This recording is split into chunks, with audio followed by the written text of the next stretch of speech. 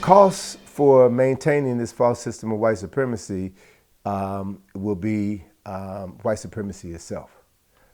They can't continue to arm themselves to the extent to which they armed themselves. They can't continue to spend more money on nuclear weapons as they have been because they can't control or maintain their infrastructure. They can't control the population. They can't control the energy that is required to maintain this system. They can't control the environment. They have destroyed the environment. And Mother Nature will always take care of herself. If Mother Nature is threatened by the European and his insane desire to control other people and control the environment, if Mother Nature is threatened by that, Mother Nature will destroy that threat. And if that threat doesn't destroy itself first. So the reality is Mother Nature is going to take care of itself. This system of white supremacy has peaked and it is now on a rapid decline. And as it declines, and this is the question that we really need to be asking ourselves, as it declines, what are we going to do? We don't have to go down with the ship.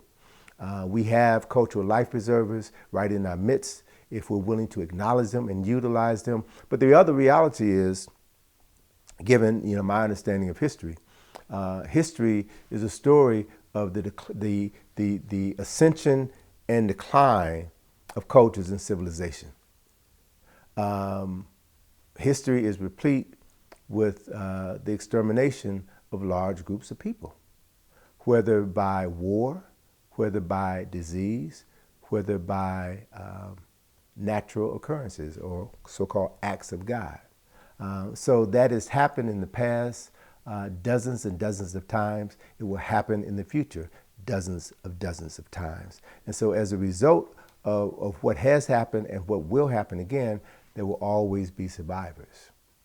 And these survivors are the people who will take the best of their culture and use that as seed to jumpstart a new manifestation of their culture and move things to a higher level. So we're just in a phase now where we're witnessing the decline of white supremacy, of the European power structure.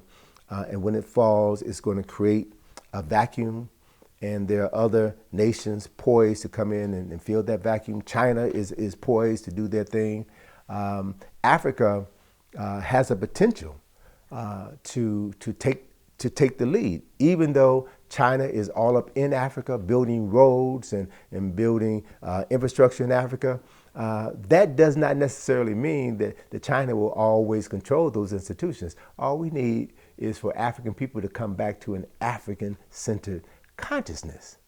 And with those resources there, with that infrastructure there, they can push the Chinese out and then elevate themselves. So it's going to be, we're going to see some dramatic shifts in the world and how the world functions.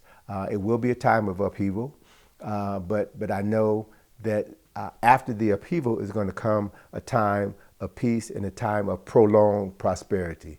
And that's something that if we study the historical record, that is something that we have done in the past, which means that we have the capacity to do it again.